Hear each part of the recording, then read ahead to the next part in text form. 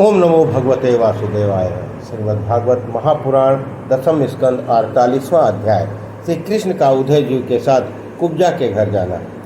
श्री सुखदेव जी बोले, हे राजन, जिसके पश्चात सर्वात्मा सर्वदर्शी और सड़े स्रव से युक्त भगवान श्री कृष्णचंद्र काम के से पीड़ित कुब्जा के प्रिय करने के लिए उसके घर गए, तब भगवान वहाँ पहुँचे तो उनके घर में जाकर क्या देखते हैं कि अनेक प्रकार की बहुमूल्य मूर्तें रखी हुई हैं। जहाँ तहाँ दीवालों पर कामोद्दीपक चित्र टंगे हुए हैं, मोतियों की झालरें लगी हुई हैं, पत्रिकाएँ फहरा रही हैं और कहीं चंदोवे टंगे हैं। शोभायमान सैया और आसन बिछा हुआ है, सुगंधित धूप लगी हुई है, प्रज्वलित दीपक प्रज्वलित हो रहा है और सुगंधित माला और अर्गजा आदि से वह घर अत्यंत ही शोभायमान हो रहा है। जब कुब्जा ने देखा कि भगवान श्री कृष्ण मेरे घर आ गए हैं, तो अत्यंत शीघ्रता से आसन उठाकर संभरित होकर यथोचित रूप से भगवान के सामने सखियों के साथ सुंदर आसन आदि के द्वारा भगवान का सत्कार करने लगी। जब जानियो कुब्जा खरी आए, पाटंबर पावड़े बिछाए, अति आनंद लय उठी आए, पूरब पुण्य पुंज सब आ जागे। उद्धव को आसन बिठारी, मंदिर भीतर घुसे मुरारी।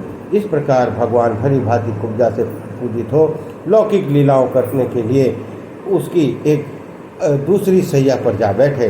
पश्चात कुब्जा स्नान, लेपन, वस्त्र, आभूषण, फूलों की माला, सुगंधित तांबुल, अमृत के समान मादक वस्तुओं के द्वारा अपना साज श्रृंगार साज बनाकर लज्जामयी लीला से हंसती और विलास सहित देखते हुए कृष्ण जी के पास आई। तब नवीन समागम मन की शंका में फंसी हुई वह सुंदरी को अपने पास बुलाकर उन्होंने कंकड़ से शोभायमान हाथ को पकड़कर सैया पर लिटाकर प्रभु ने उसके साथ रमण किया। केवल चंदन अर्पण करने का उसे यह फल प्राप्त हुआ।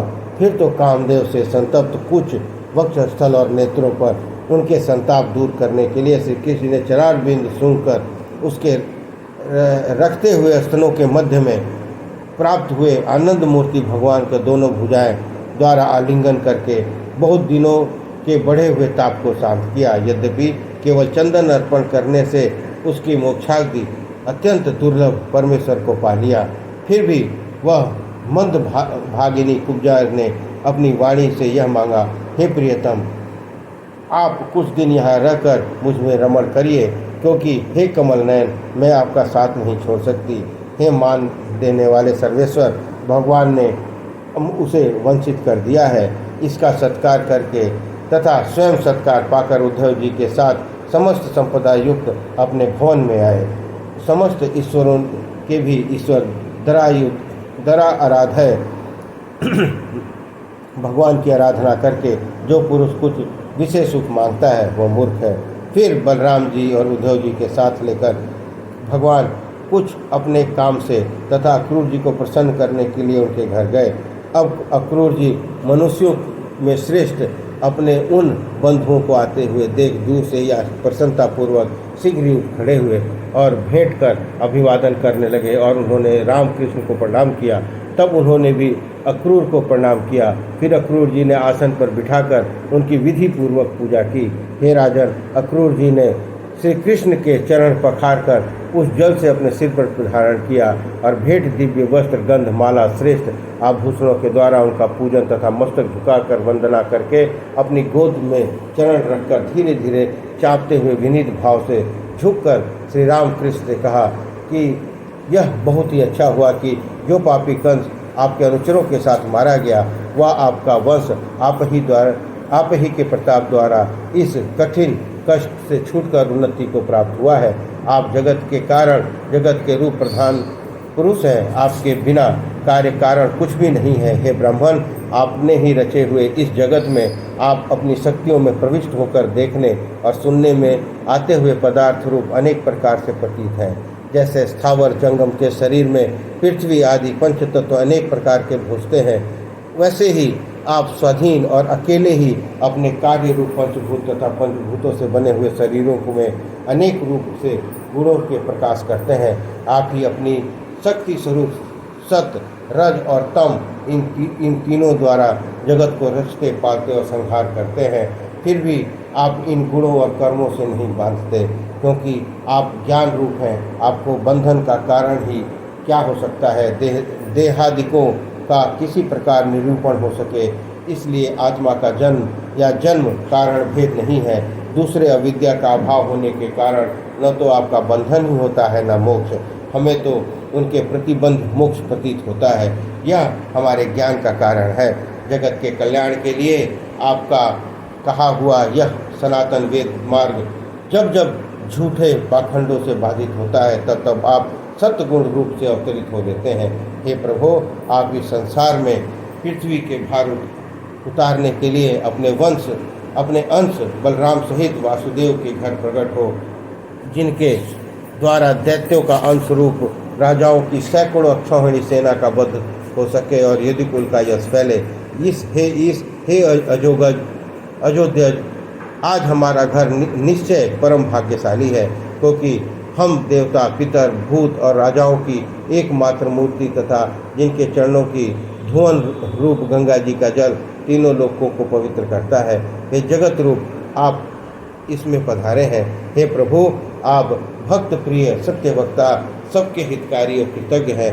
आप ही भक्तों के समस्त कामनाओं को पूर्ण करते हैं। आपके नीच उच्च भेद भी नहीं है। आप ही आत्मस्वरूप भी देते हैं। कौन सा बुद्धिमान आपको छोड़कर दूसरे की शरण लेगा। हे जनार्दन, अपने घर में आकर दर्शन दिया, यह बड़ा मंगल हुआ। योगेश्वर और देवता भी आपके स्वरूप को नहीं जानते। पुत्र, स्त्री, धन, हितकारी, घर और रेत आदि के मोह की माया हमें लग रही है, इसे शीघ्र ही कष्ट काट दीजिए। जब भक्त अक्रूर ने इस प्रकार पूजन और स्तुति की, तब उनकी मधुर वाणी को से मोहित करते हुए भगवान बोले, हे अक्रूर जी, आप तो हमारे गुरु, चाचा और सदैव सराहनीय योग्य बंधु हैं। हम आपकी दया चाहने वाली प्रजा हैं। आपको हमारा पालन पोषण करना चाहिए। आप जैसे परम भाग्यशाली अति उत्तम पुरुषों की उन मनुष्यों को अवश्य सेवा देनी चाहिए जो अपना कल्याण चाहते हों। देवता भी स्वार्थी होते हैं, परंतु साधु जन दूसरों पर कृपा ही करते हैं। जलमय तीर्थ या मृतिका या पाषाणमय देवता नहीं है, यह कहना ठीक नहीं है, परंतु वे सब बहुत दिनों तक सेवा करने पर पवित्र करते हैं। साधु जन दर्शनों से ही पवित्र कर देते हैं। ऐसे साधु आप हम बंधुओं में अत्यंत श्रेष्ठ है। इसलिए हे अक्रूर जी, पांडवों के हितार्थ उनका वृत्तांत जानने के लिए आप हस्तिनापुर पधारें, क्योंकि पिता पांडु के मरने पर उनके पुत्र पांडव बड़े दुखी हैं। हमने सुना है कि अब आप धृतराष्ट्र, कुंती सहित पांडव बालकों को अपने पुर में ले आए हैं। अब पांडव हस्तिनापुर में ही रहते हैं, किंतु हम जानते हैं कि अंबिका पुत्र राजा धृतराष्ट्र बड़ा लोभी है तथा इस प्रकार वह अपने स्वभाव के वश पांडु के पुत्र पांडवों की समता का व्यवहार नहीं रखता, किंतु वह दुष्ट दुर्योधन आदि के वश में पड़ा हुआ है। उसकी आंखें तो है नहीं, वह हृदय से भी अंधा हो रहा है। इस कारण अब आप हस्तिनापुर जाकर पांडवों की अच्छी या बुरी दशा को पता लगावें, वे कैसे हैं। तब वैसा समाचार पाकर पांडवों के सुखार्थ वैसा प्रबंध किया जाएगा। हे महाराज, इस प्रकार अक्रूर जी से कहकर भगवान श्री कृष्णचंद्र, बलराम जी तथा उद्धव जी के साथ अपने स्थान पर गए।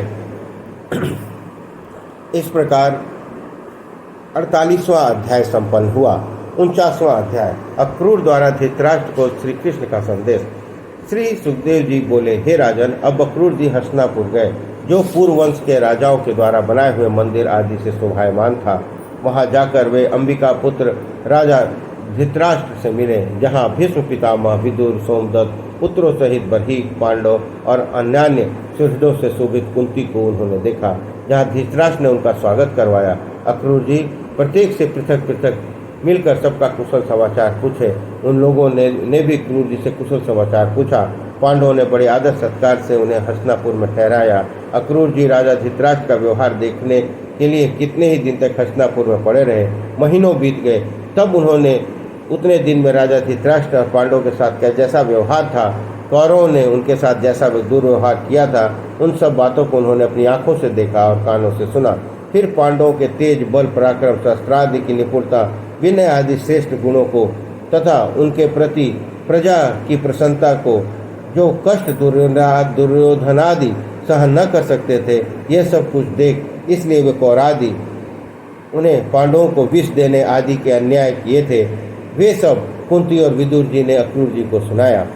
उस समय कुंती ने अपने भाई अक्रूर जी को आया देखकर अपनी जन्मभूमि का स्मरण करके आंसू बहाते हुए इस प्रकार कहा, हे सौम्य, मेरे माता पिता, भाई बहन, भतीजा, कुल स्त्रियां, सखियां, भक्तवत्सल शरणदाता श्री कृष्ण, कमल नयन बलराम जी, कभी मेरे पुत्रों की भी सुधि करते हैं। मैं जिस प्रकार व्याघ्रों के बीच में हरिणी घिर जाती है, उसी प्रकार शत्रुओं के बीच घिरकर चिता में पड़ी हूँ। क्या मुझे और पिताहीन मेरे बालकों को श्री कृष्ण जी आकर अपने वचनों द्वारा धैर्य बंधाएंगे? हे महाराज, अक्रूर से ऐसे कहकर कुंती स्वयं ही भगवान श्री कृष्णचंद्र का इस प्रकार ध्यान करने लगी। हे कृष्ण महायोगिन, हे विश्वात्मन, हे विश्वपालक, हे गोविंद, बालकों से दुख पाती हुई मुझ शरणागत की रक्षा कीजिए। आपके मोक्षदाता चरण बिंदु के सिवा मनुष्य मात्र में मुझे कोई दूसरा शरण देने वाला दिखाई नहीं देता है, क्योंकि मनुष्य तो स्वयं मृत्यु रूपी संसार से भय खाता है। अतः शुद्ध स्वरूप ब्रह्म परमात्मा योगेश्वर योग मूर्ति श्री कृष्ण को मैं प्रणाम करती हूँ। हे प्रभु, मैं आपकी शरण में आई हूँ। श्री सुखदेव जी बोले, हे राजन, इस प्रकार अपने कुटुंब और श्री कृष्ण का स्मरण करके अपनी परदादी कुंती दुखी होकर रोने लगी। तब उसने इस प्रकार रोते देख अक्रूर जी तथा परम यशस्वी विदुर जी कुंती के साथ सहानुभूति प्रकट करते हुए उन पांडवों के पिता रूप, धर्म, इंद्र आदि का प्रभाव कहकर उन्हें सांत्वना देने लगे। पश्चात विदा होते हुए अक्रूर जी ने बंधुओं के पास में बैठे हुए कपूतों को कहने पर चलने वाले और विषम व्यवहार करने वाले राजा धृतराष्ट्र के पास आकर उन्हें वह संदेश सुनाया जो श्री राम श्री कृष्ण ने आदि ने दिया था। उस समय अक्रूर जी ने कहा, हे विचित्र वीर के पुत्र, हे कौरवों के कीर्ति बढ़ाने वाले, जब आपका भाई पांडु मरा तब अभी तुमको राजसिंहासन मिला है। यदि तुम धर्मपूर्वक पृथ्वी का पालन करोगे तो अपने स्वभाव से प्रजा को प्रसन्न कर लोगे।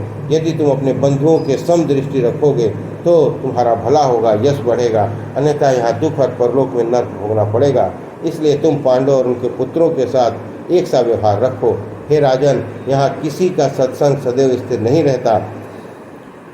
स्त्री पुत्रादि तो क्या है, अपना देह भी सदैव साथ नहीं रहता। यह जीव तो अकेला ही जन्म लेता है और अकेला ही मरता है। वह अकेले ही पाप और पुण्य के फल को भी भोगता है। मूर्ख का अधर्म से जोड़ा हुआ धन दूसरे लोग पुत्रादि के बहाने से हरण कर लेते हैं। जैसे मछलियों का जीवन देने वाला जल को ही अपने बच्चे पी लेता है, जिन्हें दीन करुणा का पात्र समझकर स्वयं अधर्म पूर्वक पोषण करता है, वे प्राण, धन, पुत्र आदि उस मूर्ख शोषणकर्ता को भोग सुख मिलाने से पहले ही छोड़ देते हैं। इस प्रकार स्त्री पुत्र आदि को छोड़ देने पर उन्हें वास्तविक स्वार्थ को न जानने वाला वह मूर्ख प्रयोजन सिद्ध न होने के कारण सधर्म से विमुख होकर अपने किए हुए पापों को साथ लेकर घोर नरक में पड़ता है। इसलिए हे राजन, हे प्रभु, इस संसार को स्वप्न, माया, मनोरथ की भांति समझकर बुद्धि से द्वारा चित्त के वश में करके शांत और समदर्शी बनो। यह सुनकर धृतराष्ट्र बोले, हे अक्रूर जी, आप तो कल्याण करने वाले ऐसे वचन कह रहे हैं जिससे हम वैसे ही तृप्त नहीं हो रहे हैं, जैसे मरण धर्मा मनुष्य अमृत पीकर भी तृप्त नहीं होता। हे साधु, फिर भी आपकी प्रिय सत्यवाणी अपने पुत्रों के प्रीति का कारण मेरे विषय निश्चल चित्त पर प्रभाव नहीं डालती। जैसे स्फटिक मणि वाले सुदामा पर्वत पर बिजली चमकते ही लीन हो जाती हैं और स्थिर नहीं रहती, उन ईश्वर की इच्छा को कौन मिटा सकता है जिन्होंने अभी पृथ्वी पर भार उतारने के लिए यदुकुल में अवतार लिया है, जो अपनी अतःकर्य माया के द्वारा इस जगत को रचकर उसमें अंतर्यामी रूप से प्रवेश करके तथा कर्म फल का विभाग करते हैं। समझ में न आने वाली लीलाओं के द्वारा संसार चक्र को घुमाते हैं, उन परमेश्वर को मैं प्रणाम करता हूँ। श्री सुखदेव जी बोले, अब अक्रूर जी राजा का यह भाव समझकर तथा बंधु बांधव यादों से मिलकर सबसे विदा ले मथुरापुरी को चले आए।